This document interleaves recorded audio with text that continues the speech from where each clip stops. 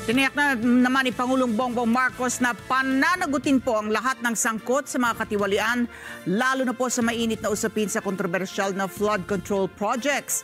Inayag ito ng Pangulo sa pagdiriwang po ng National Heroes Day, kasabay ng paghikayat sa mga Pilipino na maging mas mapanuri sa mga mali at isiwalat ang mga panloloko. Detalye sa live report ni Eden Santos.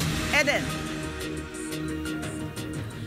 Yes, Ali, sa gitna ng umiinit na investigasyon sa mga maanomaliang flood control projects, muling nagbabala si Pangulong Ferdinand Marcos Jr. sa mga nangurakot sa pondo. Binatikos ni Pangulong Ferdinand Marcos Jr. ang mga tiwali sa lipunan sa paggunita ng Araw ng Mga Bayani. Yan ay matapos muling pangunahan ni Pangulong Marcos ang National Heroes Day sa libingan ng mga bayani sa Taguig City. Idiniin ng Pangulo na may iilan pa rin ang mas pinipili ang sariling interes at kapakanan kaysa sa bayan at sa kapwa Pilipino. Anya, kasabay ng paglipas ng panahon ay ang pagsibol ng mga bagong hamon gaya ng korupsyon at pag-abuso sa kapangyarihan na kailangang harapin upang mapanatili ang kalayaan. Tiniyak nito na pananagutin ang lahat ng sangkot sa anomalya at katiwalian. Hindi lang pagpapalakas ng ating depensa ang kailangan natin tutukan upang maalagaan ang ating kalayaan. Kailangan din natin labanan ang banta ng katiwalian at pang-aabuso sa kapangyarihan ng ating lipunan. Dahil hindi lamang salapi ang kanilang ninanakaw, kundi pati ang kalusugan, pangarap at kinabukasan ng mga susunod na henerasyon na Pilipino. Kaya't hindi natin dapat ipagwalang bahala ang maliliit na panlilinlang sapagkat kung paulit-ulit ito'y pinapalampas natin, unti-unti nitong sinisira ang ating lipunan nang hindi natin namamalayan. Muling hinikayat ng Pangulo ang taong bayan na maging mas mapanuri sa mga mali. Isiwalat ang panloloko at panindigan ng tama kahit hindi ito madali. Anya, ito rin ay pagkakataon upang gisingin ang kamalayan ng kabataan tungkol sa kanilang tungkulin sa bayan. Kung hindi natin maihahanda ang kabataan sa pagtatanggol sa ating kalayaan, ipinagkakanulo natin hindi lamang ang sakripisyo ng ating mga bayani, kundi pati na rin ang kinabukasan ng ating bansa. At sa hangaring ito ang pangako ng inyong pamahalaan. Hindi namin kayo iiwan. Muli namang nagbigay pugay si PBBM sa mga bayani at maging sa mga unsung heroes na hindi natatak sa kasaysayan ng bansa, subalit nag-ambag ng malaki para sa pagtatamo ng kalayaan ng Pilipinas at ng mga Pilipino. Isa sa mga ito si Teresa Magbanwa o Nanay Isa, ang tinaguriang Visayan Joan of Arc na noong taong 1898 ay ipinaglaban ang kalayaan ng bansa. Sa gitna ng panganib at sa bawat pagsubok, hindi siya sumuko. At hanggang sa kanyang pagtanda, patuloy siyang naging sandigan ng mga sundalo at gerilyang lumaban para sa bayan. Isa lamang siya sa libo-libong Pilipino na nagbuwis ng buhay, seguridad at kabuhayan para sa kalayaang ating tinatamasa.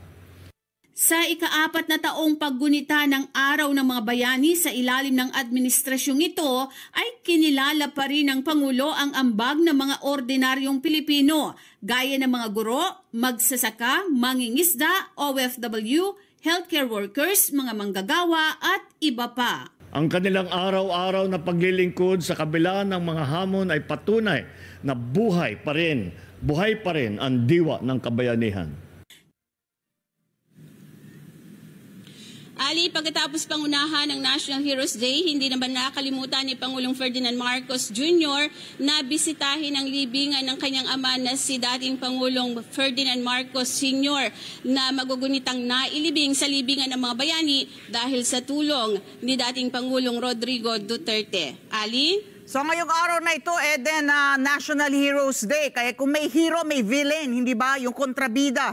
So napagtunan din ang pansin ito mga kontrabida, yung mga korap nga, no? Na involved dito sa mga flood control projects. So dinadagsa nga ng reklamo yung kanyang isumbong sa Pangulo website na ikanya siya mismo raw ang magbabasa at tutugon dun sa mga reklamo.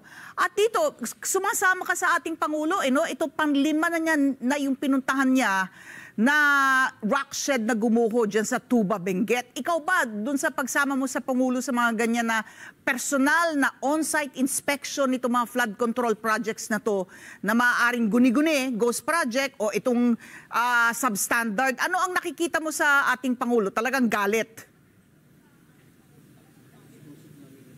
Ali, sa mga ilang pagkakataon na nakasama tayo, ano, yung sa may Benguet kasi yung ating correspondent ang sumama mismo dyan. Ano. Sa ibang mga pagkakataon, Ali, ay makikita mo yung pagkadismaya sa mukha ng Pangulo.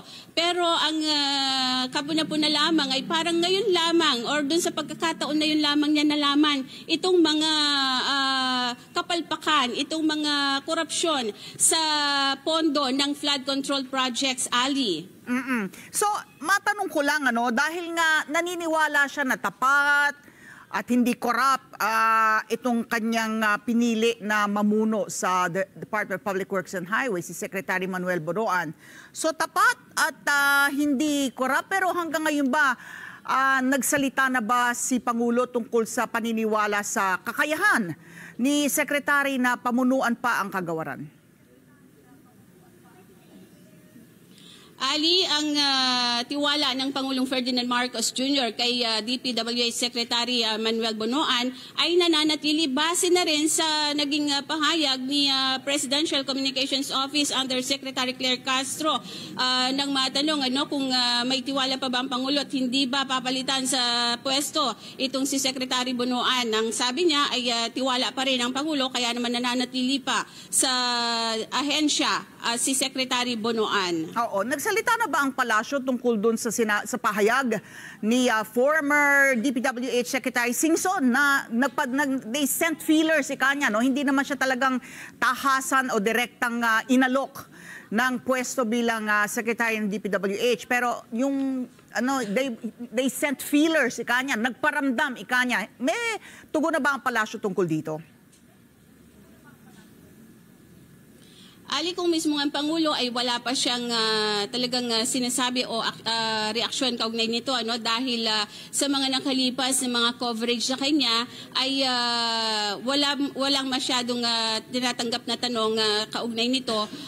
Nagfo-focus lamang sila doon sa kung ano yung na-discover or naging puna ng Pangulo sa kanyang mga ginagawang inspeksyon dito sa mga ilang flood control project na sabi niya yung ilan ay sumulat nga mismo yung mga residente mula doon sa isang lugar na kanyang pinuntahan sa nakalipas na mga araw, Ali. Alright. Eden Santos, maraming salamat. Nag-uulat live.